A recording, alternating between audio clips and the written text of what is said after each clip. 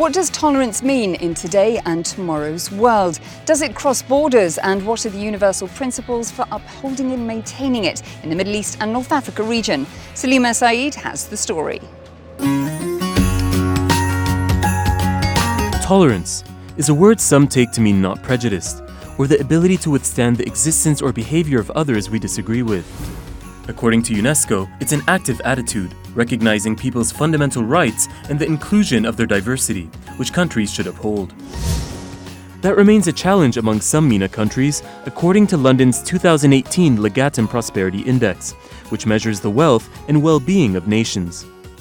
The UAE ranks 39th globally and has a ministry dedicated to promoting tolerance, recognizing residents with disabilities and hosting a cricket league popular with those from the subcontinent.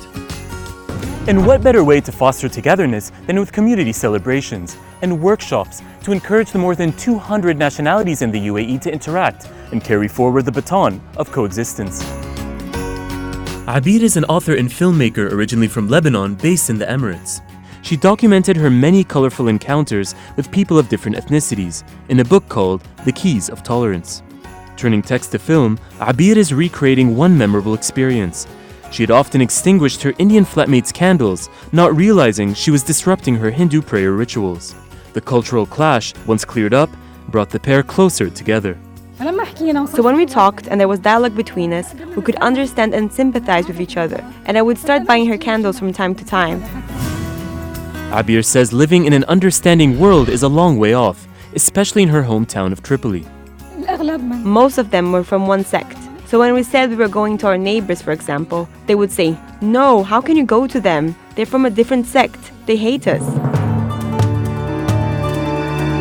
Lebanon is governed by 18 different religious groups, which decide how citizens marry, inherit money, and even how they're buried. Some believe this has contributed to the country's social and even economic malaise. And in October, protesters took to the streets, united in hope of change. I think now we can build a country built on our variety, our differences. These don't need to be reasons for us to fight. Organizations like Adyan have been working to unify Lebanese through education since 2008. What we need to do is to get people to live that diversity as an enrichment and not as a fear from each other. Naila says acceptance can help prevent isolation and radicalism. We see a direct connection actually between extremism and tolerance. Extremism is by definition when you don't accept difference. Another organization supporting this idea is Hidayah, a global counter-terrorism center based in Abu Dhabi, which cites that a lack of economic incentives or sense of belonging, among other factors, can make youth vulnerable to extremist groups.